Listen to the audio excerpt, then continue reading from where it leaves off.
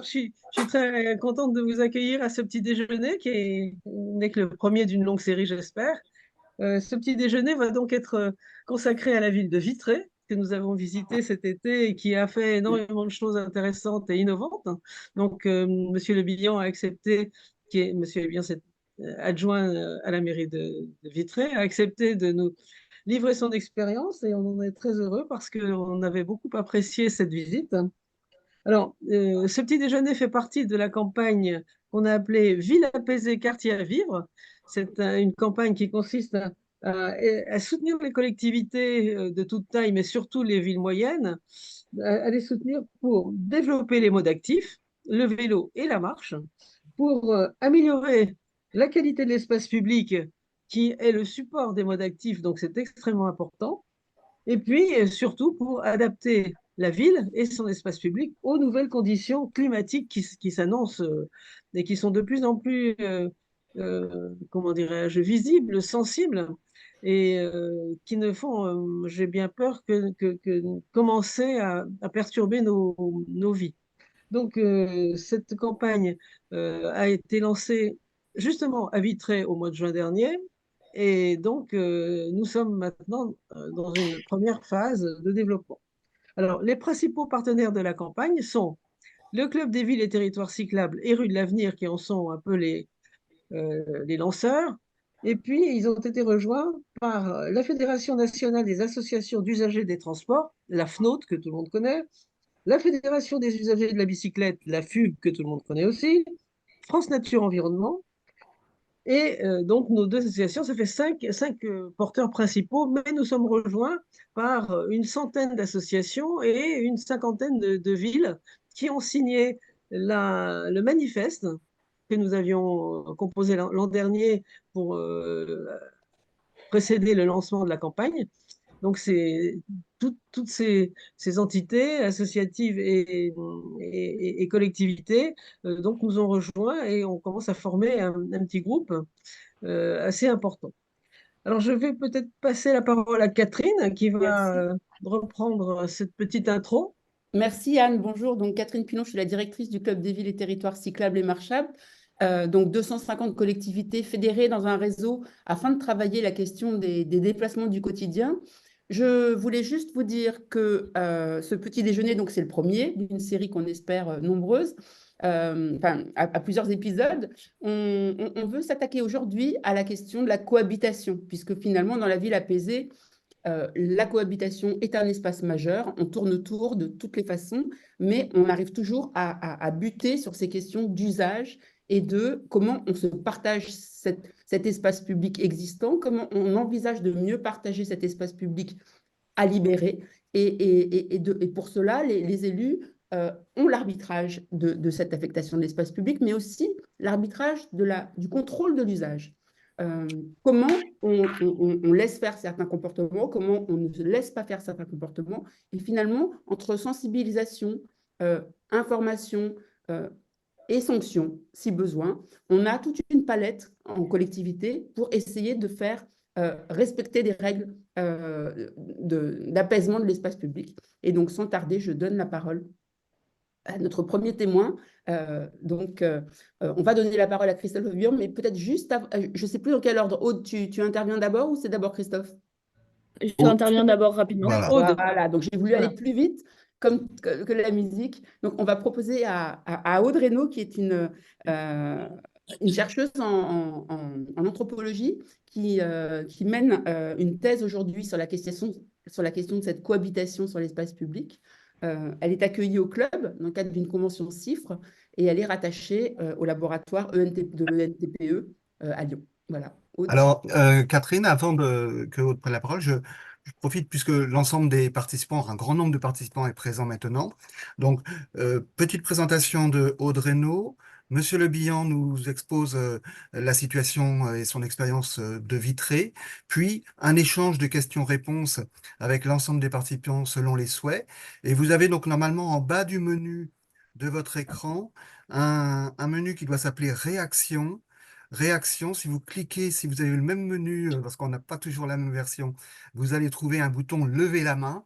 lever la main, évidemment, me permettra de voir qui lève la main et on essaiera d'intervenir un peu, comment dire, dans un certain ordre pour que, à la fois s'écouter et que ce soit fructueux pour tout le monde, quoi. Voilà, Voilà. donc Alors, moi, Aude. je voulais simplement ajouter une chose, c'est que il est probable que le prochain petit déjeuner euh, qui va être intéressé au problème de Saint-Brieuc, que nous avons aussi visité cet été, le prochain petit déjeuner devrait avoir lieu le 6 juin, hein, à confirmer, mais en principe, ça commence à se dégager. Voilà, Aude, Ok. vas-y. Eh ben, bonjour à tous et à toutes. Donc, comme l'a dit Catherine, moi je fais une thèse sur la cohabitation, alors majoritairement piéton cycliste. Je travaille sur les terrains de Lyon et Paris. Ce qui est assez pratique, c'est que c'est spécifique à Lyon et Paris, mais c'est assez facilement exportable au reste de la France. Euh, et donc, la cohabitation se passe. On focalise en fait souvent sur des petits accros qui vont euh, marquer, et c'est normal, mais la cohabitation se passe majoritairement bien. Faut le rappeler quand même. Et la cohabitation dépend aussi, les modalités de cohabitation dépendent beaucoup, et c'est un des leviers des collectivités, des types d'aménagement. Donc, selon les types d'aménagement, qu'on soit en zone piétonne, qu'on soit en zone 20 ou sur les trottoirs ou sur la route, la cohabitation nécessairement entre tous les modes ne sera pas la même puisque les règles ne seront pas les mêmes et que les règles à faire respecter ne seront pas les mêmes. Donc, moi, j'ai commencé en septembre, donc je n'ai pas pour l'instant de grands résultats à vous, à vous donner malheureusement. Faut juste rappeler que la question de la cohabitation ne date pas d'hier, c'est-à-dire que la route a à peu près toujours existé aussi longtemps qu'il y a eu des villes et qu'il y a toujours eu différents modes qui ont cohabité. Donc, il n'y a qu'au XXe siècle, ça vous le savez tous, qu'il y a la voiture qui a pris le pas sur le reste des modes de transport.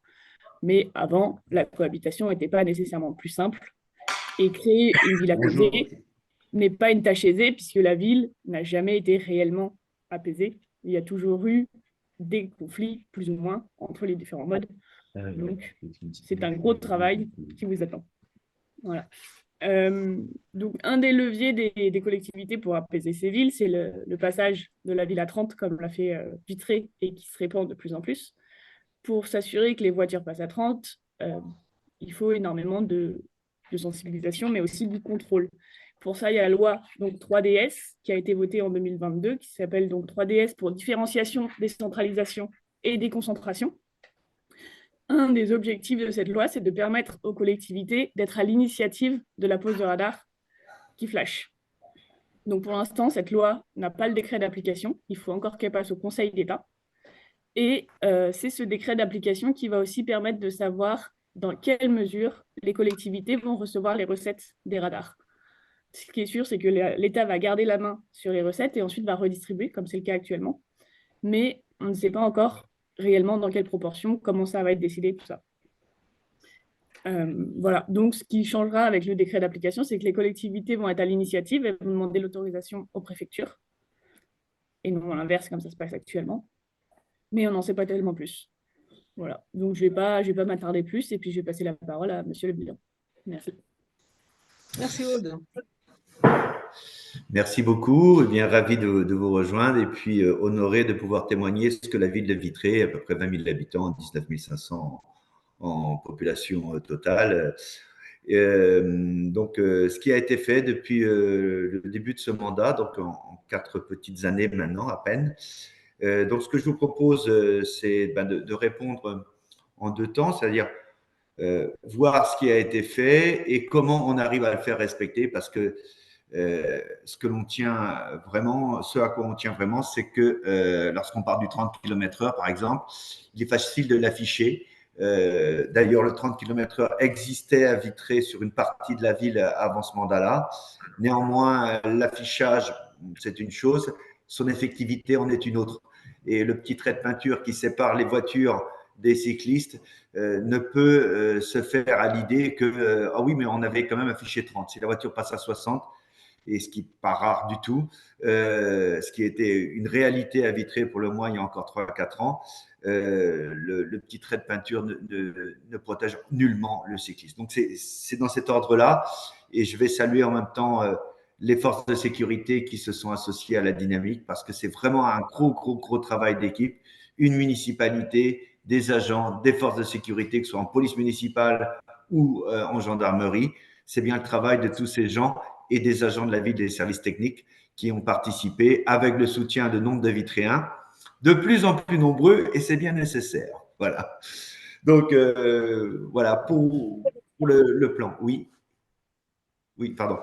Donc, l'idée, ça a été d'arriver à une ville apaisée, mais une ville apaisée au sens général du terme, au sens global, c'est-à-dire, je pars du principe que les mobilités actives ne peuvent se développer que si je suis en sécurité dans tous les sens du terme.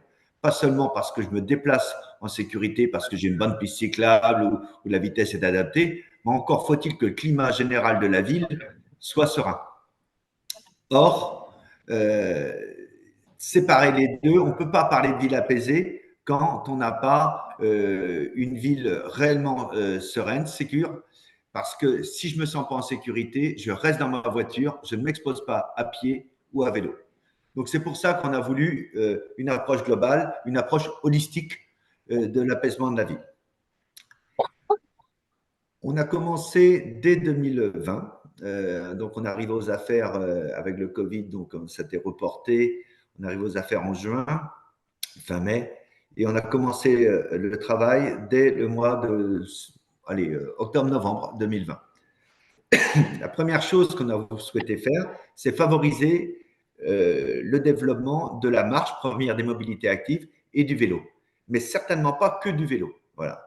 Et l'idée, c'était de ne pas choisir entre la voiture et ses options alternatives de mobilité, ce que choisir se renoncer. L'idée, c'était de cumuler et de mieux partager de manière plus sécurisée, plus harmonieuse l'espace public. Voilà. Et donc, chacun devait faire un effort vers l'autre. Et le rôle du politique, c'était de favoriser justement tout cela. Donc, pour les marcheurs, l'idée a été de développer la marche en favorisant un cheminement sécurisé sur l'ensemble de la ville. C'est-à-dire pas seulement dans l'hypercentre, mais de veiller à ce qu'en partant de chez soi, on soit invité à pouvoir rejoindre dans les écoles. Oui, bah, je suis Dans les écoles que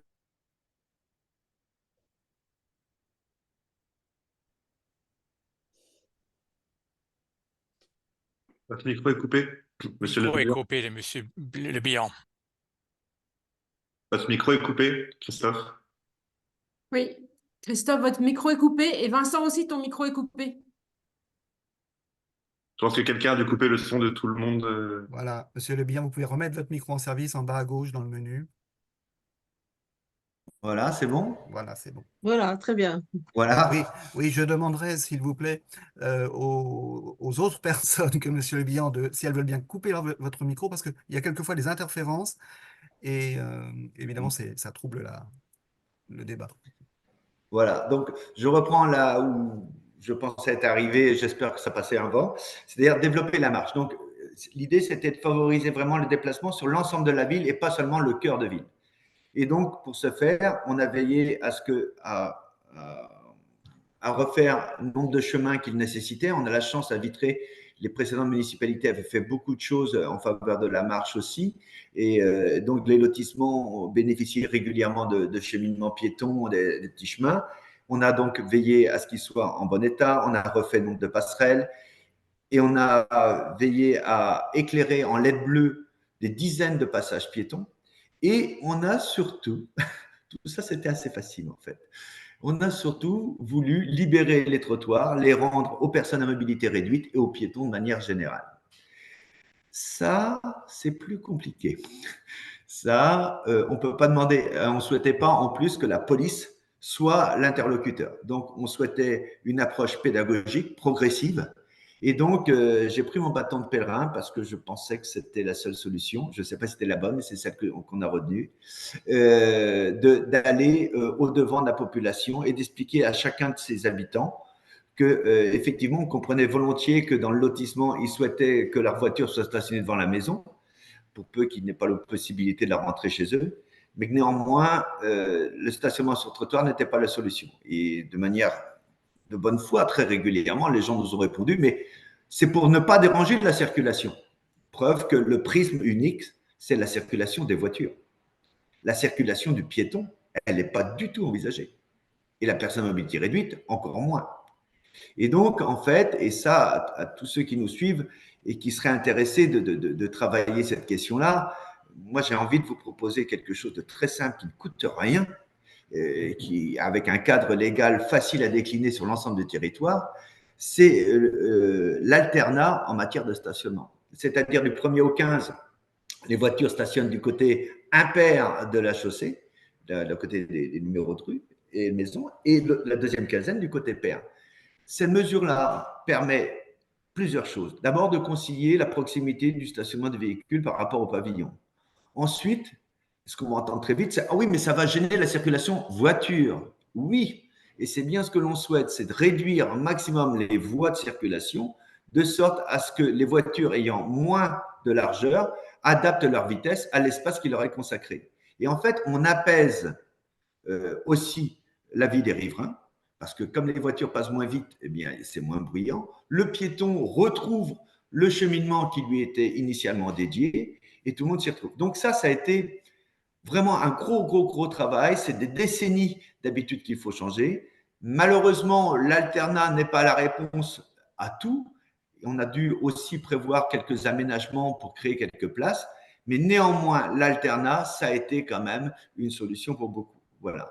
Dans le centre-ville, on a travaillé la question. On y est allé aussi à travers des petits papillons. Après, moi, mon intervention dans les quartiers, les ASVP ont déposé des petits papillons sur les pare-brises, de sorte à bien continuer de sensibiliser. La police municipale a ensuite pris le relais.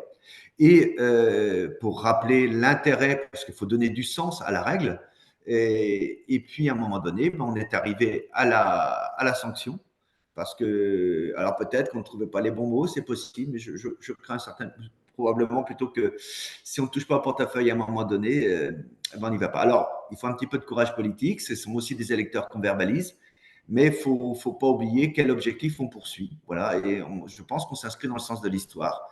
Et le marcheur, le cycliste, la maman, la personne en fauteuil, ce sont aussi des électeurs. Donc, je pense que sur le plan politique, on n'a pas non plus à avoir peur de cela. Et si au début, effectivement, ça fait grincer un petit peu les dents, eh bien, à terme et à moyen terme, au bout de 3 ans, on sent quand même déjà que le changement participe à la satisfaction de la population. Donc, il faut savoir que au-delà de ces entretiens individuels, on a aussi créé ce qu'on appelle la CIEP, une concertation interservice donc de l'espace public, où toutes les semaines, ou maintenant toutes les 2 semaines, je réunis l'ensemble des services concernés. Donc, ça peut être le bâtiment, c'est les espaces verts, c'est la voirie, c'est la direction générale des services, c'est la police, voilà, avec les élus de référence, et de sorte à ce que l'on puisse aborder l'ensemble des sujets de manière transversale et qu'on ait un regard croisé d'experts, qui n'est pas l'élu, mais l'agent, un regard croisé d'experts qui est de nature à éclairer l'élu, qui peut donc trancher de manière éclairée et avertie. Ce qui permet ensuite de planifier très rapidement toutes ces réalisations. Et sur les 4 ans, c'est à peu près 700 chantiers qui ont été ouverts comme ça à Vitré, avec des importances différentes. Mais voilà, donc des aménagements en faveur des mobilités actives, mais en faveur d'un apaisement de manière générale. Donc voilà, ça a été aussi apprécié. Il faut savoir que ces réunions-là sont de 14 à 17 heures le lundi, et de 17 à 20 heures, nous allons sur le terrain. C'est-à-dire, nous allons à la rencontre de la population. Et comme on n'a pas le monopole des bonnes idées, même si on a des experts autour de la table, encore faut-il confronter cette analyse-là à la réalité du terrain, aux attentes, aux attendus des riverains et des usagers, parce que, pour oublier les usagers, eh bien, on a fait des dizaines et des dizaines de réunions sur le terrain avec les riverains pour bien comprendre quels étaient leurs attendus, bien faire comprendre quels étaient les nôtres dans l'intérêt général et essayer de trouver des consensus. Très souvent, l'exercice est délicat. Et il y a une autre petite astuce, un peu comme l'alternat, que je vous proposerais, c'est l'expérimentation. C'est-à-dire que, évidemment, si on dit, ben, on a décidé, ça va être comme ça, et même si on vous a entendu, voilà, on va dire, c'est toujours difficile, on n'est pas sûr d'avoir trouvé la bonne réponse. Voilà. Et le fait de pouvoir proposer une expérimentation, dire, bon, voilà ce qu'on vous propose par rapport à vos attentes, par rapport aux nôtres, par rapport aux usagers, etc. On vous propose d'expérimenter telle voie. Et puis, on va observer, et à la lumière de ces observations, on aménagera en conséquence, on pourra revenir sur nos décisions. Voilà. Et ça, le fait qu'on ne soit pas sur un aménagement définitif immédiat, mais une expérimentation, c'est facilitant. Nombre de ces expérimentations ont été pérennisées en réalité, mais nombre d'entre elles, de manière significative, ont été effectivement amendées parce qu'effectivement, ben, il y avait tel paramètre, tel changement de flux qui faisait qu'il fallait revoir les choses. Donc voilà, ce qui nous a permis d'avancer. Le vélo n'a pas été oublié et donc on a voulu aussi développer le vélo, et tant dans sa circulation que dans son stationnement. Donc dans le centre-ville, on a créé à peu près 150 places de vélo. On a récupéré les 5 mètres en amont des passages piétons, les 5 mètres qui doivent être libérés pour la visibilité des marcheurs. Eh bien, on les a mis à profit pour mettre du stationnement vélo. La loi nous le permet, et le petit trait jaune, lui, est inefficace parce que l'automobiliste, ah ben, il y avait justement une place là. Eh bien, non, il n'y a plus de place, et puis le cycliste peut s'y mettre. Donc, une quinzaine de kilomètres de voies cyclables a été fait, de la piste à la bande cyclable, et il y a 5 kilomètres qui sont au devenir là aujourd'hui. Voilà, avec des aménagements différents et des séparations de voies, parfois végétalisées, rue des Eaux, là, pour nos amis qui étaient venus donc sur Vitré en juin dernier, c'est fait. On a végétalisé la séparation entre la voie voiture et la voie cycliste. Et puis, autrement, on a mis aussi nombre de dispositifs destinés, parce qu'on a fait beaucoup de bandes, parce que c'est un coût très important s'il fallait faire des pistes cyclables partout.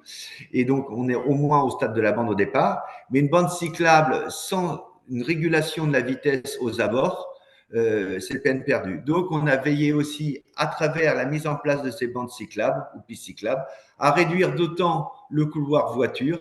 Et donc, cette réduction du couloir voiture aux environs de 5 mètres nous permet une réduction de la vitesse et favorise la cohabitation entre les deux.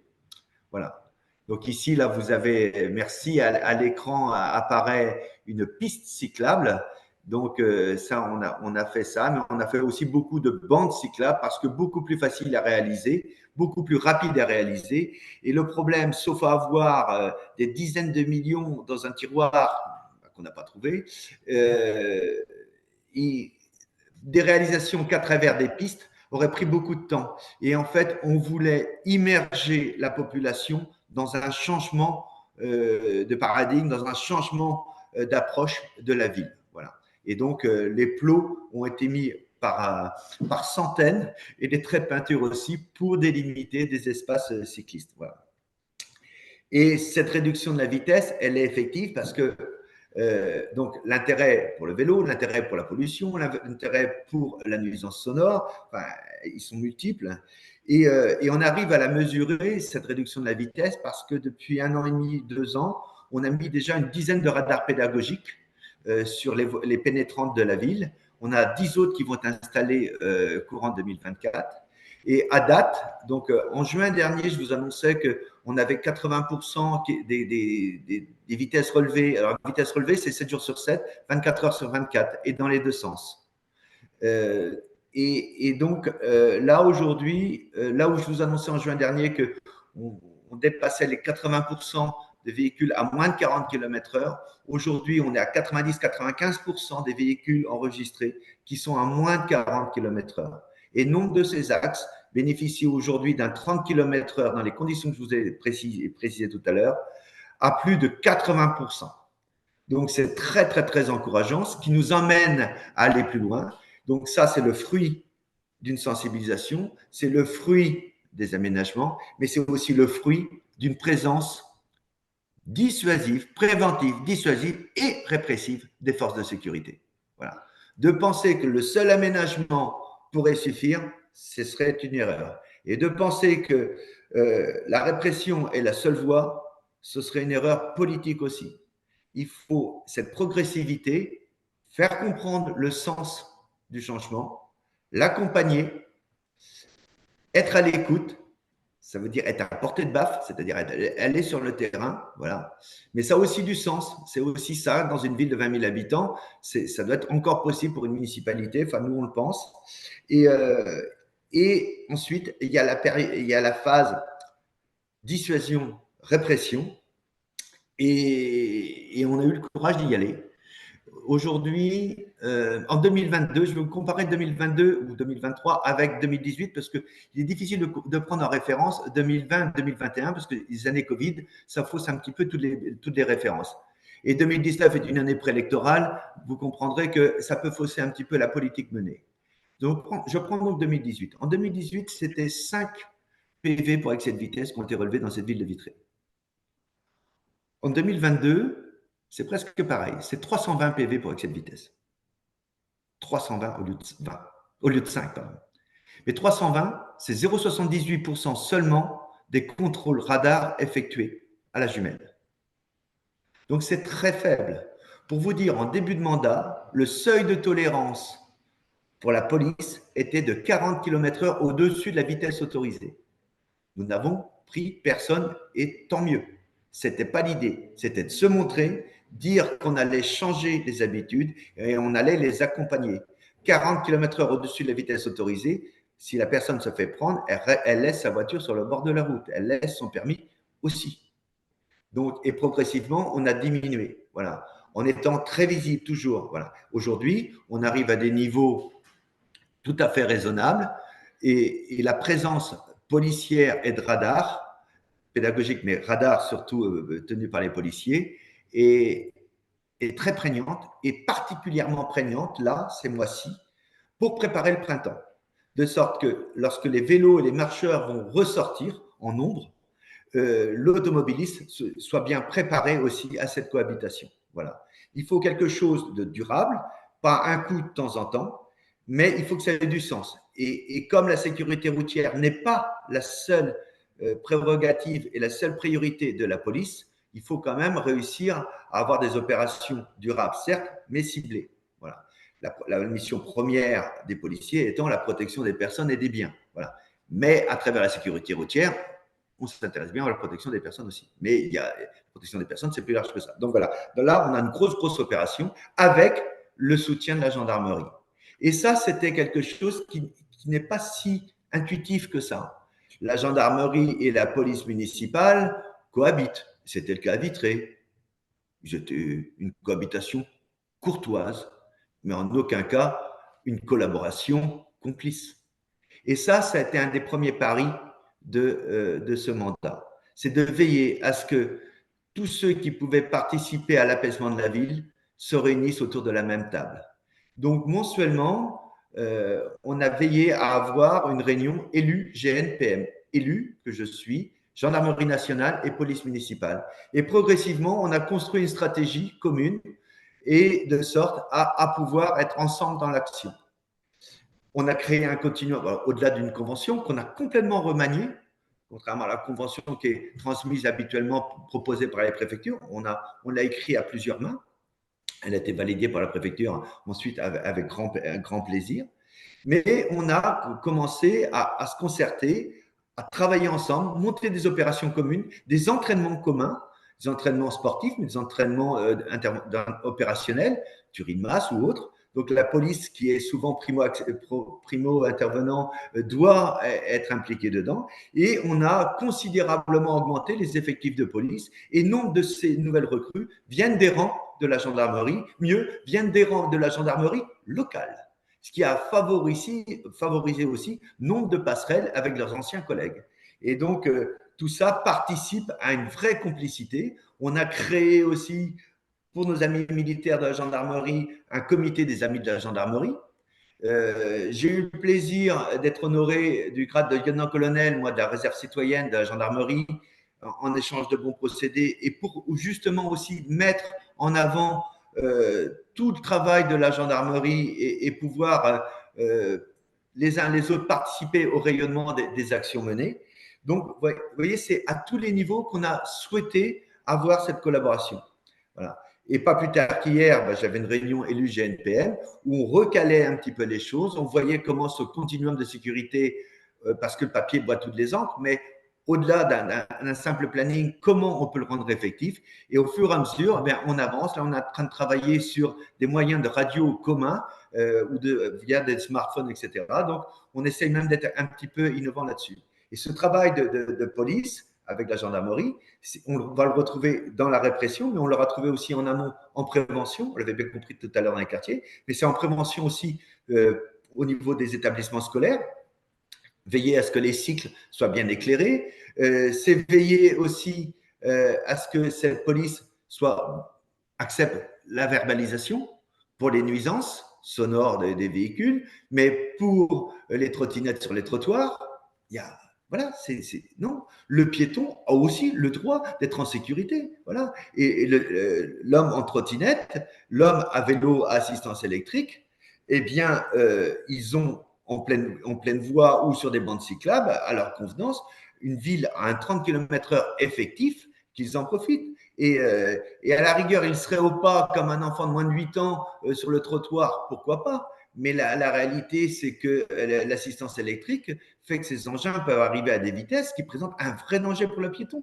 Donc, chacun a sa place et on partage harmonieusement l'espace, mais avec fermeté. Voilà. Et tant pis si on verbalise quelques cyclistes, parce qu'il y a quelques irresponsables aussi. J'en étais victime pas plus tard qu'hier, moi, sur une manœuvre. Voilà, sous prétexte qu'il est à vélo, il est en totale liberté. Eh bien oui, sa liberté, elle est réelle, mais la mienne aussi en tant qu'automobiliste, celle du piéton, elle est réelle aussi. Et chacun doit faire attention à l'autre. Voilà. D'autant que rares sont ces gens à ne pas être tantôt piétons, tantôt cyclistes et tantôt automobilistes. Donc, c'est renier ses propres libertés que de ne pas penser que l'automobiliste a les siennes. Voilà. Donc, la présence terrain, elle est dissuasive, elle est réelle. Et puis, tout ça nous permet d'avancer sereinement désormais. Et puis, je vous disais en avant-propos que cette approche holistique, c'est ce côté un petit peu audacieux de cette politique volontariste, même si elle a pu faire grincer un petit peu les dents au démarrage, malgré tous les efforts de communication, des efforts pédagogiques, parce que je pense qu'on a fait montre de beaucoup de pédagogie, c'est jamais suffisant parce que le changement des habitudes à lui seul crée des freins. Néanmoins, avec le temps, les gens commencent vraiment à apprécier cette ville apaisée. Et ce qui est assez étonnant, c'est qu'on a de plus en plus de signalements de gens dans les quartiers qui disent « ça roule encore un peu vite chez nous » ou « là, il y a des stationnements sur les trottoirs ». Ces mêmes personnes qui pensaient que c'était pas imaginable. Et ce qui est assez amusant aussi, c'est que quand les Vitréens vont dans d'autres villes, ils sont eux-mêmes régulièrement heurtés de voir autant de voitures sur les trottoirs. Voilà. Donc, merci à tous les Vitréens, en tout état de cause, qui nous ont accompagnés dès le départ là-dessus. Merci aux forces de l'ordre, forces de sécurité, les services de la ville, parce que le rythme a été extrêmement soutenu. Merci à l'équipe municipale et particulièrement Isabelle Le-Callennec, maire de la ville, qui nous a laissé l'autonomie suffisante pour faire tout ça. Et donc voilà, c'est vraiment un gros travail d'équipe et puis je suis très heureux de pouvoir en témoigner aujourd'hui. Moi, je suis qu'un acteur parmi tous ces gens, mais je suis très content d'avoir pu en être. Voilà en gros mon témoignage. Merci beaucoup, Christophe. Avant de laisser la parole pour votre témoignage, j'ai oublié de rappeler que vous aviez gagné le prix des talents du vélo et de la marche. En fait, vous avez reçu un grand prix alliant et les talents du vélo et les talents de la marche, justement parce que vous avez une reconnaissance, vous dites locale, mais vous avez aussi une reconnaissance nationale pour cette action très complète et voilà, de votre ville et très ambitieuse. Donc, il fallait que je le rappelle. Et autour de la table de la visioconférence, vous avez de nombreux élus qui se sont branchés ce matin et je suis sûre qu'on va avoir des échanges intéressants dans la demi-heure qui nous reste. Voilà. Merci à vous. Et puis, comme un bonheur n'arrive jamais seul, effectivement, ça avait été très important pour nous. L'année précédente, on avait eu Handicap 35 qui était venu saluer le travail qui avait été fait en faveur des piétons et des personnes à mobilité réduite, parce que j'ai oublié de vous le dire, mais le centre-ville d'Hypercentre est devenu une zone de rencontre dans son intégralité. C'était la seule solution possible pour que les personnes à mobilité réduite puissent pouvoir évoluer tranquillement dedans. Donc, il faudra du temps pour que tout ça rentre dans les esprits. Mais les rues sont tellement contraintes qu'en tout état de cause, on ne pouvait pas faire autrement. Et je suis très content. Et puis, après vous, cette année, ça a été Marianne Dor qui est venue saluer le travail qui est effectué.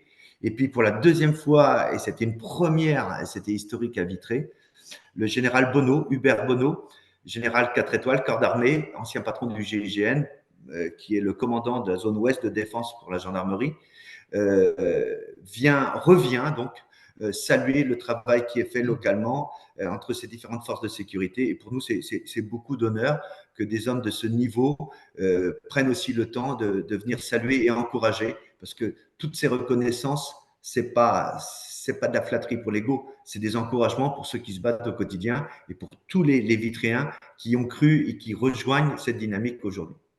Alors, nous allons donc déjà passer aux questions. Je vois que M. Pathé a levé la main. Je proposerais que chacun se présente, dise simplement son nom et sa collectivité ou sa structure avant de prendre la parole pour que tout le monde… voilà. Patrice, à vous. Merci Vincent, et puis merci Christophe pour ce témoignage, enfin, je dirais ce rapport sur les 3 premières années de votre mandat. Moi, je dirais chapeau. Chapeau, parce que je dirais vous avez pris, comme on dit, le taureau par les cornes. Enfin, je suis très impressionné, je dirais, par la rapidité et l'efficacité avec laquelle vous avez déployé cette politique, comme vous l'avez dit, pour reprendre votre mot, holistique. Hein, et je crois que c'est le mot juste, c'est-à-dire qu'en fait, il faut vraiment prendre le problème donc, dans sa globalité. L'espace public, c'est un espace à vivre, et donc s'y affronte ou s'y confronte, je dirais, tous les modes. Et c'est vrai qu'on ne peut pas prendre le sujet par un petit bout. Alors, enfin, vous avez fait des pistes cyclables, vous en avez fait 15 km, vous allez en faire 20. Nous, en fait, on n'en a pas fait. On n'en a pas fait, c'est-à-dire qu'en fait, on a des rues qui sont… Alors, je ne sais pas c'est une question que j'allais vous poser. Nous, on a beaucoup de rues à sens unique parce qu'il a fallu dédier une des voies de circulation au stationnement, hein, mais ça c'est historique. Hein, toutes les rues dans les villes, je dirais, qui n'ont pas les villes anciennes, eh bien en fait il a fallu passer les voies à sens unique pour consacrer une des voies au stationnement. Et donc, alors pour le coup, à la différence peut-être de vous, on est en train de généraliser le stationnement payant, qui est une bonne manière aussi de remettre donc la voiture à sa juste place.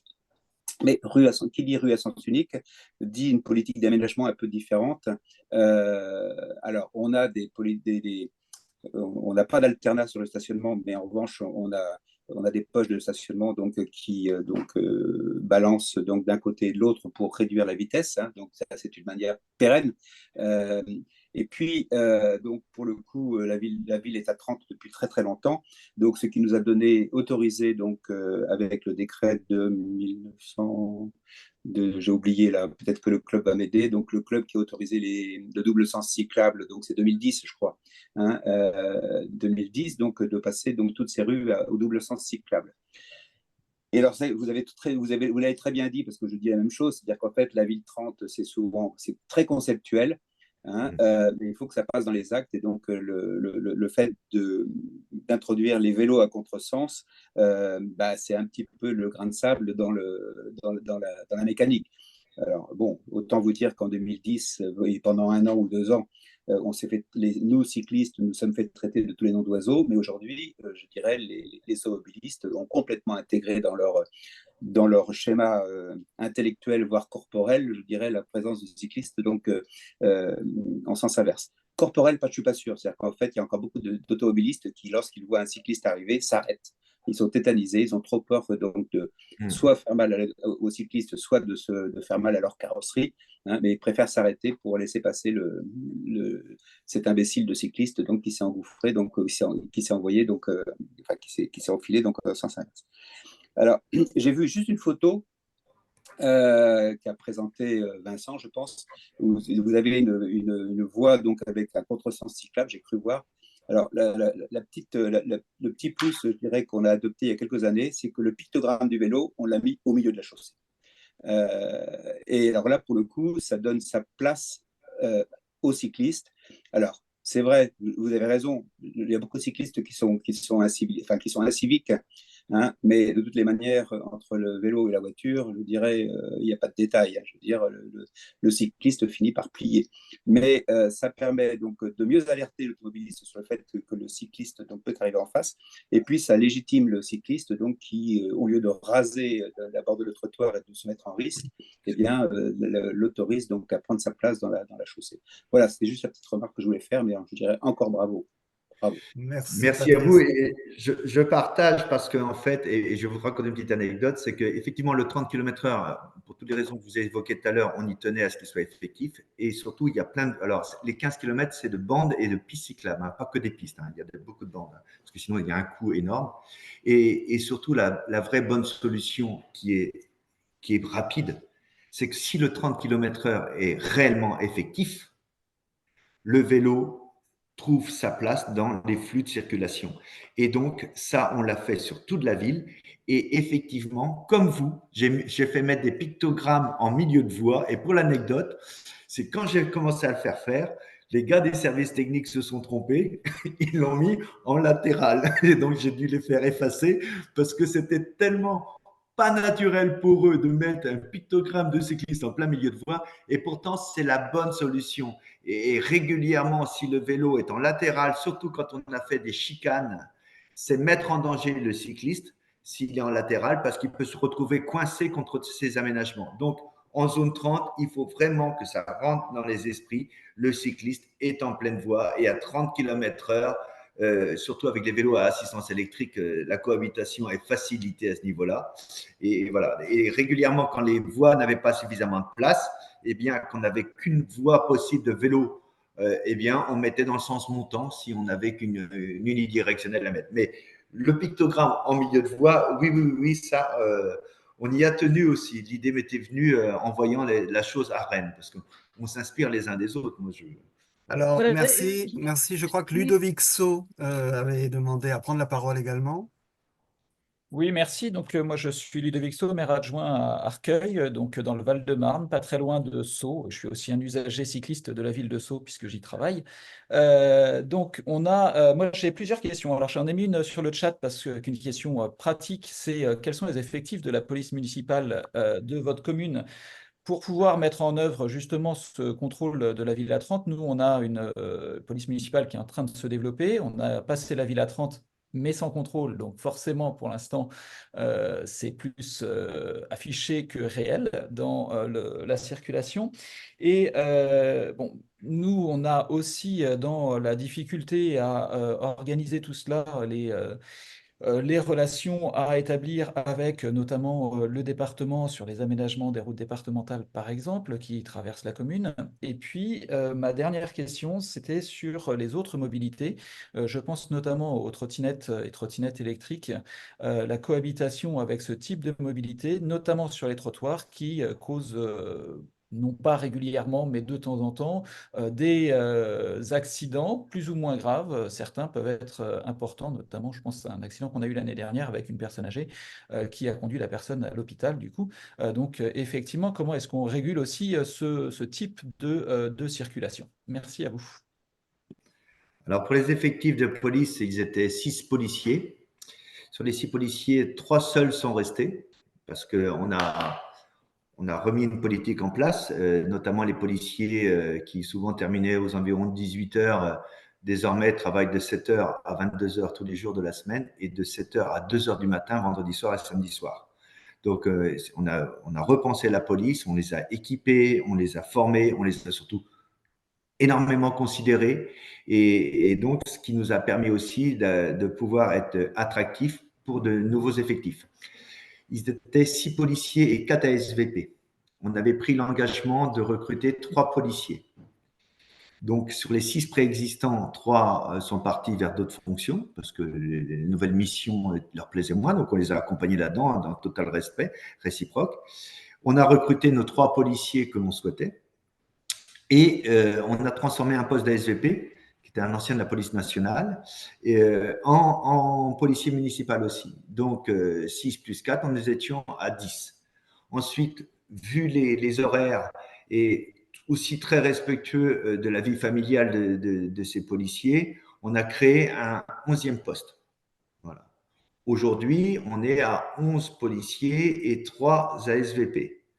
2 des ASVP, il y en a un qui est parti dans le secteur privé et l'autre qui va vers La Rochelle. Ces 2 postes d'ASVP vont être transformés en policiers municipaux. Pardon. Et voilà, donc on sera un effectif de 13 policiers pour une ASVP. Mais ce que je vous ai développé tout à l'heure, ça s'est fait avec 11 policiers. Voilà. En ce qui concerne les trottinettes, moi je me refuse parce que ça c'est assez facile. C'est pas dans votre propos hein, du tout, mais on l'entend régulièrement dans la ville. Ah, les trottinettes, les trottinettes. Si vous voulez fédérer, trouvez-vous un ennemi commun. La trottinette n'a aucune raison d'avoir cette qualité d'ennemi. La trottinette, comme le vélo, comme le marcheur, comme l'automobiliste, a le droit de vivre et a le droit aussi de bénéficier de l'espace public. Néanmoins, comme les autres catégories que je viens de citer, profiter de l'espace public, c'est aussi le respecter et respecter les autres usagers. Donc, non au discrédit et à la campagne de dénigrement des trottinettes. Par contre, sans scrupule, une trottinette sur trottoir est verbalisée. Voilà, et on fait le tour. On a sensibilisé, on a prévenu, on va lancer une grande campagne là, sur la ville aussi, sur différents… voilà, parce qu'on travaille aussi, on a créé aussi un comité ad hoc, parce qu'on a créé un bois pour une piste d'apprentissage pour le vélo. Et autour de ce bois-là, on a créé 2 comités ad hoc, un sur la sensibilisation à la biodiversité et l'écologie, et l'autre sur les mobilités dans la ville. Ce qui nous permet d'avoir, en d'autres termes, une commission extra-municipale où on peut avoir des gens de la société civile aussi, des associations, des écoles, qui participent à la réflexion sur les mobilités aussi. Et là, avec eux, on est en train de monter une opération de communication pour le printemps, là, pour les différentes sensibilisations. La verbalisation n'est pas une fin en soi. La verbalisation, c'est un moyen. La fin en soi, c'est le partage harmonieux et sécurisé de l'espace public. La libération des voitures, enfin, le fait d'enlever les voitures sur le trottoir n'est pas une fin en soi. C'était développer la marche. L'éclairage des passages piétons, des trottoirs, des passages piétons, je dis bien, la libération des trottoirs n'est qu'un moyen. Ne pas confondre moyen et objectif. Voilà. Et là, les trottinettes, eh bien, on a sensibilisé, on continue de sensibiliser, mais un comportement dangereux sur un trottoir est immédiatement sanctionné. Voilà. Et le bruit court après. Hein. Pareil pour les motos avec des échappements libres. Voilà, on est très favorable aux motards. On a créé 44 places de motos pour éviter qu'elles soient sur les trottoirs. On leur a créé des places gratuites dans la ville, etc. Voilà. Mais, pareil, voilà, ce qu'on vous offre, il y a une contrepartie, c'est soyez attentifs aux autres aussi. Merci. La parole était demandée par Monsieur Hoguel. Votre micro. Oui, bonjour. Genre. Bonjour. Donc, je suis. Vous m'entendez? Oui, Oui. on entend très bien. D'accord. Bonjour. Donc, je suis Philippe Auguel, je suis conseiller municipal et je suis délégué à la sécurité routière d'une ville qui s'appelle Bure-sur-Yvette, qui est dans la vallée de Chevreuse, à côté d'Orsay.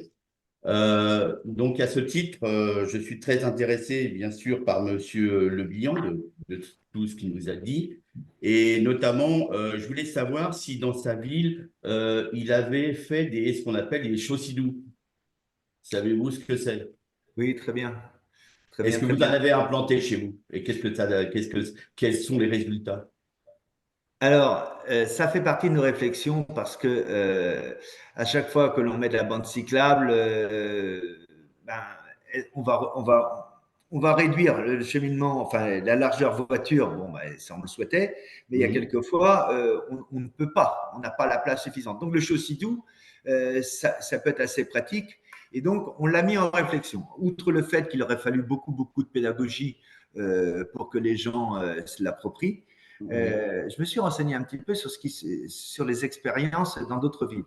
Et en fait, je me suis aperçu, peut-être à tort, hein, peut-être qu'il y a des endroits où ça marche très bien, mais que l'automobiliste, très vite, en fait, chaque automobiliste était à cheval entre le couloir voiture et le couloir cycliste. Et donc, ça réduisait pas du tout les vitesses. Donc, ils arrivaient à bien croiser. Et donc, il y avait juste à espérer qu'il n'y ait pas de vélo à la sortie d'un virage sur sa bande dédiée. Voilà. Donc, moi, ça m'est apparu compliqué pour chez nous. On a pris d'autres voies. Alors, moi, si je peux vous donner mon expérience au sein de Bure-sur-Yvette, c'est que, comme vous l'avez dit, c'est vrai que beaucoup d'automobilistes déjà sont très étonnés de tomber, je dirais, sur ce genre de circulation, et notamment la vitesse n'est pas assez réduite, parce que le châssis doux, ça s'applique vraiment à des vitesses lentes, c'est-à-dire que, d'ailleurs, dès que vous avez un châssis doux, la chaussée est limitée à 30 km/h, c'est obligatoire par la loi, et on s'aperçoit que comme beaucoup d'automobilistes dépassent cette vitesse-là, eh bien, c'est très difficile à, comment je veux dire, à concilier la circulation vélo en sécurité et les voitures. Donc, pour ça, je vous demandais, je voulais savoir un peu si vous aviez fait ce genre d'expérience. Sinon, je revenais aussi, je voulais revenir sur les circulations, les rues, vous avez dit à un moment donné, où on a établi stationnement côté impair et pair. Donc, je voulais savoir au niveau des riverains de ces rues, comment avez-vous pu, je dirais, faire admettre aux riverains ces stationnements pair et impair? Parce que moi, je m'aperçois que le riverain, en fin de compte, dans notre ville en général, veut se garer devant chez lui. D'accord? Donc, d'un côté, quand il est du côté pair et impair, mais en plus, si on est côté pair et impair, eh bien, on diminue forcément le nombre de stationnements dans une rue, vous êtes bien d'accord? Et donc, je voulais savoir quel problème ça avait engendré chez vous. Alors, je vais répondre à cette question, mais je vais effectivement revenir sur le châssis doux. Effectivement, le lien entre la vitesse et la largeur des voies à voiture, c'est une évidence. Donc, Oui. dès lors que vous avez de la largeur suffisante pour les voitures, on a mené plusieurs expériences en la matière, à chaque fois, la vitesse reprend. Et de penser qu'on pourrait multiplier par 15 les effectifs de la police, de penser que la répression se suffit à elle seule, c'est impossible. Donc, il faut que l'aménagement soit pensé et que la répression vienne en stade ultime. Mais c'est l'aménagement et l'ambiance du site qui doit amener une vitesse adaptée. En ce qui concerne l'autre sujet, donc après la largeur, le stationnement. Le stationnement, merci. En fait, nous, on n'enlève pas de place. Très souvent, on n'enlève pas de place parce que dans les rues de lotissement, souvent, elles sont étroites. Et donc, c'est aussi ça qui amenait les gens à se mettre sur le trottoir ou au moins à cheval sur le trottoir. Mais on avait rarement la possibilité de mettre des voitures de part et d'autre, même sur les trottoirs. C'était trop juste de passer au milieu. Et puis, le rétroviseur est sacré. Donc, on n'allait pas prendre ce risque-là pour le riverain. Donc, en fait, quand on lui propose de décaler sa voiture de 50-70 cm tout en restant devant chez lui, 2 semaines du mois, mais vraiment devant chez lui, voilà. Mais sauf que les 4 roues sont sur la chaussée et non plus 2 roues sur la chaussée et 2 roues sur le trottoir. Et quand la deuxième quinzaine du mois, elle n'est pas à même cette bordure de trottoir, mais à même la bordure de trottoir d'en face, sachez que ça ne pose pas de problème. Mieux, dans certaines rues, on leur a proposé aussi de définir ensemble un côté de stationnement. Parce que vous avez des fois des rues où il y a beaucoup de sorties de garages ou autres. Et de l'autre côté, eh bien, en fait, il y en a très peu. Donc, l'alternat va faire que 15 jours par mois, vous aurez de l'attention sur le stationnement. Alors que si on avait organisé le stationnement toujours du même côté, sans parler que c'est plus simple, c'est plus lisible, parce que le 15 du mois, c'est toujours compliqué, alors je la mets où ma bagnole pour demain matin, et voilà, eh bien, on choisit un côté stationnement. Et là, en entrée de rue, tout simplement, on met côté du stationnement. Voilà. Et autrement, l'aménagement, c'est sur les panneaux d'entrée d'agglomération, on prévoit l'alternant, on le rappelle bien, et ça suffit à gérer la ville. D'accord. Et au niveau, vous n'avez pas de problème de stationnement à cheval entre trottoirs, une roue sur le trottoir et une roue sur la chaussée aussi? Ça vous le faites dans votre ville ou pas du tout? Non, D'accord. parce qu'on a même des trottoirs très larges sur lesquels la précédente municipalité, les précédentes municipalités avaient même peint des stationnements. Et en termes de visibilité, de lisibilité, de compréhension pour l'usager, ça devient impossible.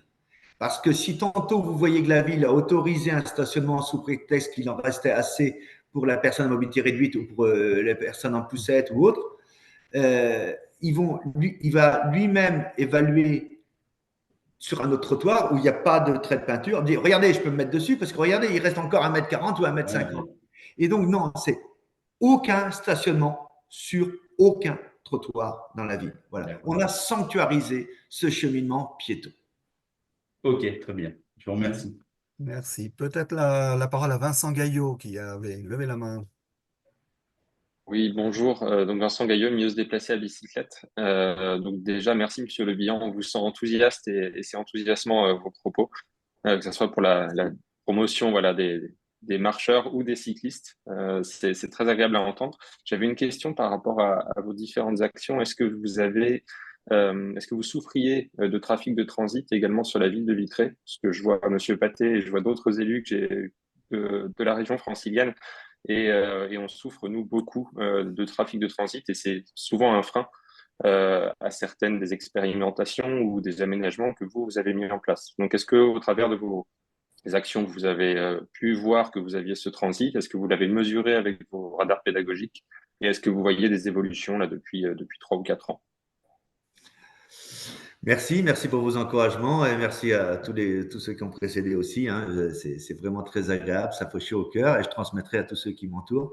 Le transit, en fait, dans le centre de Vitré, on n'a pas trop de problèmes de transit. En fait, les gens qui viennent souvent, ils viennent chercher quelque chose dans le centre-ville. On a la chance d'avoir une voie périphérique qui absorbe nombre de ces transits, justement. On n'a pas de grosses départementales qui traversent avec des SMI, on n'a pas ça. D'accord. Je me permets de rebondir. Vous avez mis en place une zone de rencontre en centre-ville. Est-ce qu'elle fonctionne? Parce qu'il y a pas mal de villes également en région francilienne où on essaye de mettre en place des zones de rencontre et elles sont assez dysfonctionnelles finalement. Donc le piéton n'y est pas roi alors qu'il devrait y être. Alors, on a mis des zones de rencontre dans différents endroits de la ville, notamment dans des ruelles très étroites où il n'y avait pas de trottoir et on ne pourrait pas avoir de trottoir, voilà, sauf à démolir les bâtisses. Donc, on a commencé à introduire la zone de rencontre à travers ça. Et puis, pour l'hypercentre historique, qui était la seule voie possible, sauf à négliger nos amis à mobilité réduite, et ça était hors de question. Ça faisait partie aussi de nos motivations premières. Et donc, vous dire qu'elle fonctionne très bien, ce serait mentir, ça ne me ressemble pas trop. Donc, en décembre 2022, effectivement, on a mis la zone de rencontre. On a fait montre de pédagogie, peut-être pas suffisamment, mais pourtant, on a mis des panneaux explicatifs en début, on a fait des articles de presse, vous en avez un à l'écran, là, merci. Merci la régie, ils sont formidables. Et comment dire, malgré tout, donc décembre 2022 jusqu'à donc toute l'année 2023, on accompagne tranquillement.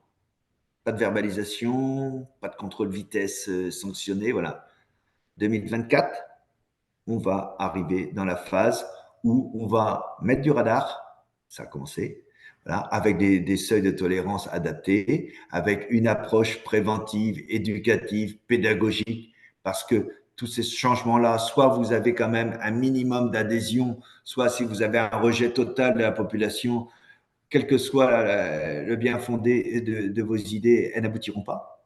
Donc, il faut pouvoir… Et on a plein de Vitréens, nombre de Vitréens ne demandent pas mieux hein, que de voir leur espace de vie s'améliorer.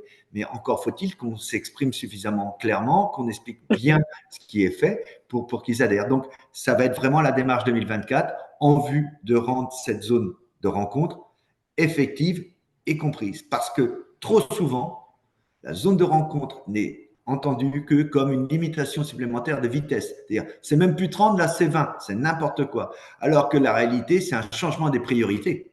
Et c'est bien ça l'intérêt. C'est le changement des priorités. C'est pas la réduction de la vitesse. Parce que très souvent, la vitesse, dans les espaces comme l'hypercentre de Vitré, il est déjà très contraint. Donc, ils sont, sauf à être complètement irresponsables, il y a plein de ruelles où les gens n'étaient pas plus de 20 ou environ de 20. Mais c'est le changement des priorités. L'accepter de rencontrer des vélos qui arrivent en face, qui ne sont pas en contresens. C'est en double sens. Voilà, c'est toutes ces choses-là. Ben là, faut faire du temps en allié. Merci. Merci à tous. On a peut-être encore le temps d'une ou deux questions si on déborde un peu, mais on tient notre timing. Je ne sais pas si Catherine, Anne, est-ce que vous voulez ajouter un mot sur Oui, ce… moi, je voulais abonder sur les propos de Christophe Le Bihan parce que je pense que la zone de rencontre, qui marche très bien dans d'autres pays, en France n'a pas été vraiment supportée. On a fait une loi, on a fait un décret d'application, mais après, il n'y a pas eu de communication au niveau national. Et c'est un objet absolument inconnu, personne ne comprend ce que c'est. Effectivement, on assimile à une réduction de vitesse alors qu'effectivement, c'est un changement de paradigme sur la façon d'occuper la voie. Et là, il y a vraiment un manque d'explication à la fois au niveau national et à la fois au niveau local dans les villes qui se servent de ce système. Ça ne marche pas en France parce qu'il n'y a pas eu de communication, à mon sens.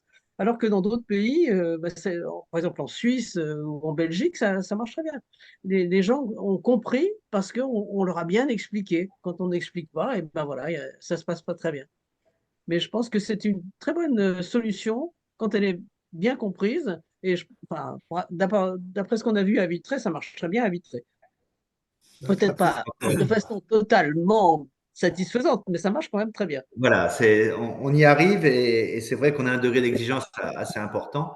Mais voilà. Et en termes de communication, pour vous rejoindre, moi, j'appelle de mes voeux et je le dis à chaque fois que j'en ai l'occasion, si au niveau national, on pouvait avoir une campagne de communication en faveur de la marche, qu'on libère les trottoirs, qu'on les sanctuarise pour les marcheurs, parce que les initiatives locales, on a l'impression régulièrement d'être un extraterrestre, parce qu'il dit, et on est un petit peu esselé parce que ces nombre de villes n'y vont pas. Enfin, post-Covid, on a eu beaucoup de considération pour le vélo. Mais le marcheur est malheureusement oublié. Je ne dis pas qu'on est un cas unique, mais voilà, c'est un peu compliqué. Donc, si on pouvait avoir le soutien, et ça aiderait aussi nombre d'autres élus à pouvoir s'engager là-dedans, parce qu'on serait dans une dynamique nationale plutôt que d'avancer de manière solitaire. Et puis moi, il y a une autre chose, et puis là, je remercie aussi le Grand Prix Ville Marchable et Ville Cyclable, parce qu'il y a plein de bonnes nouvelles qui ont suivi derrière ça. Et pas plus tard qu'hier, on nous restituait une étude d'une entreprise qui, suite au double prix et grand prix spécial, même triple prix, en décembre 2022, nous avait repéré et est venu vers nous pour nous proposer de développer un logiciel pour l'étude de nos rues, c'est-à-dire comment la population vit nos rues, qu'est-ce qu'ils trouvent de bien, qu'est-ce qu'ils trouvent de moins bien, et de sorte, ça c'est un outil qui est extrêmement précieux après, parce que ça nous permet d'abord peut-être de se remettre un petit peu en cause. On pouvait être content d'un aménagement et finalement ça ne correspond pas tout à fait au ressenti de la population, ou alors à l'inverse, de trouver aussi des encouragements ou de la satisfaction là où on était que moyennement content de nous-mêmes. Donc voilà, c'est très intéressant. Cette entreprise, c'est des jeunes, elle s'appelle Somewhere, elle est bretonne, elle est du côté de Rennes, ce sont ses vigniers. Et donc ça, c'est quand même intéressant parce qu'on est au-delà du ressenti, on a une analyse réelle de ce que pense la population, et ça, c'est des pistes, et ça permet aussi de planifier, parce que c'est extrêmement important de pouvoir planifier l'action et ne pas y aller à l'urgence et dans la réaction. On est bien dans l'action planifiée et non pas dans la réaction. Une action planifiée de manière dense, mais une action planifiée. Merci. Patrice, vous voulez rajouter un petit mot? Je vais pas abuser parce qu'on a dépassé le cadre de l'heure et puis j'aurais voulu laisser le dernier mot à notre invité Christophe Le Bihan. Mais juste un témoignage. En fait, nous, on a mis beaucoup de rues, donc on a travaillé sur les plans de circulation pour mettre les rues en sens unique tête bêche, moyennant quoi donc les rues sont vraiment utilisées que par les riverains, et puis en fait sans déclarer donc de zone de rencontre. Moi, je suis embêté cycliste parce qu'il y a toujours des piétons qui roulent au milieu de ma rue. Des piétons qui marchent au milieu de la rue, c'est ça. C'est ça, c'est ça. Et c'est. Moi, en Ah tout oui, état de cause, au-delà de cette visio, s'il y a des gens qui sont intéressés pour. On a reçu plusieurs villes où échanger de manière plus approfondie à travers nos amis organisateurs. N'hésitez pas, ils ont le feu vert pour passer mes coordonnées. C'est avec grand, grand plaisir qu'on vous recevra ou qu'au minimum, on pourra échanger. Voilà, c'est avec grand plaisir. On partage la même volonté d'améliorer nos villes et donc, bien sûr, voilà, n'hésitez pas. Eh bien, Et en plus, la ville de Vitré est une belle ville avec tout un patrimoine remarquable. Et c'est un plaisir à la fois de voir les aménagements et de voir la ville.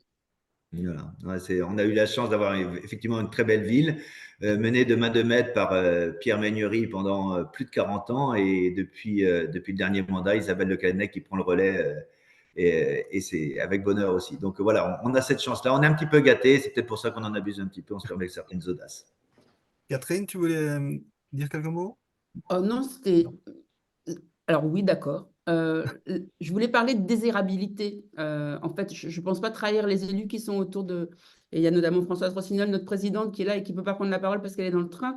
La ville apaisée, la campagne Ville apaisée, que 50 collectivités ont déjà signé, et on espère qu'elles seront très nombreuses à le faire au courant de l'année 2024.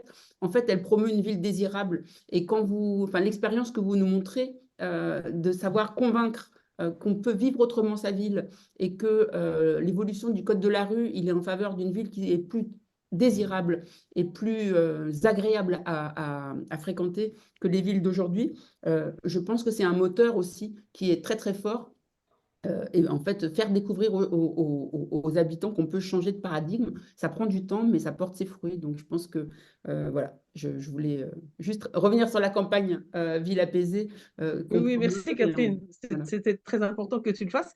Mais moi, je dirais aussi que le problème de l'accroissement de la température, surtout dans des villes assez minérales comme les villes historiques, c'est un vrai problème et qu'il y a un certain nombre de dispositions à prendre maintenant, à envisager maintenant, notamment concernant la végétalisation. Si on le fait maintenant, les arbres, ils mettent 20 ou 30 ans à pousser, hein. Et si on ne le fait pas maintenant, eh bien, on risque d'avoir un certain nombre de problèmes à terme. Et je pense que c'est un sujet difficile, parce que c'est pas toujours facile de planter dans des villes anciennes, mais c'est un sujet sur lequel il faut vraiment passer du temps, parce que on va se retrouver un petit peu coincé par manque de prévision. Et je crois que là, ça fait partie aussi de la ville désirable dont parlait Catherine, parce que elle sera à 50 degrés à l'ombre, elle le sera beaucoup moins. Donc il faut quand même anticiper un peu sur ce problème. C'est un travail qui est mené à Vitré en parallèle aussi, parce qu'effectivement, les villes historiques, c'est très minéral. La rue Garangeau, là, que vous avez vu tout à l'heure, on avait des problèmes, des contraintes racinaires qui nous ont empêchés d'avoir des arbres, mais on y travaille et c'est notre élu en charge plus des espaces verts qui travaille sur le sujet, les cours d'école, les voies, vous voyez la voie dont je vous parlais, la séparation entre la voie cyclable et la voie voiture, mettre de la végétalisation aussi. À chaque fois que l'on peut, là aussi, il faudra du temps, c'est aussi du budget, c'est aussi des choix à opérer, mais cette dynamique-là, elle est bien engagée aussi parce que c'est juste le sens de l'histoire et c'est juste incontournable. Alors, je voudrais juste ajouter que c'était donc notre premier petit déjeuner des villes apaisées, qui, nous espérons, sera suivi par de nombreux autres. Nous étions une trentaine, et le but, c'est vraiment la parole des élus, les expériences des villes. Il y avait donc une vingtaine d'élus et représentants des services de collectivité ce matin, et une dizaine de personnes des différents mouvements associatifs, pour information. Merci. Mais du coup, on vous donne rendez-vous pour le prochain dont a parlé Anne tout à l'heure pour Saint-Brieuc. Et d'ailleurs, Blandine Clessen était aussi, je ne sais pas si elle est toujours là, mais était branchée ce matin aussi pour pouvoir et participera au prochain petit déjeuner. Donc voilà, rendez-vous bientôt aussi pour la suite. Merci. Merci Merci beaucoup. beaucoup. Merci à à tous. tous. Merci, monsieur le maire. Christophe. Merci à Et vous. à Au revoir. bientôt, j'espère. Merci beaucoup. Bonne Au journée. revoir Allez, au Au revoir. revoir. à tout le monde.